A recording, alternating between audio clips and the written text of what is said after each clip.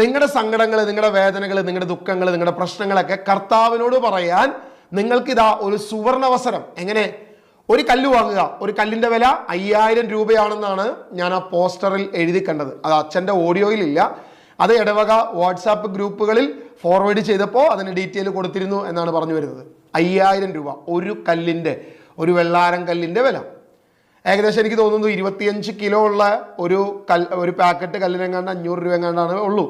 കാരണം നമ്മൾ പലപ്പോഴും ഈ അക്വേറിയങ്ങളിലിടാനും നമ്മുടെ വീടുകളിൽ അലങ്കരിക്കാനൊക്കെ ആയിട്ട് ഇത്തരം കല്ലുകളൊക്കെ ഉപയോഗിക്കാറുണ്ട്. അപ്പോൾ അതിൻ്റെ വില എത്രയാണ്? അപ്പോൾ ഒരു കല്ലിന് 5000 രൂപയ്ക്കാണ് വിൽക്കുന്നത് എന്ന് പറയപ്പെടുന്നു.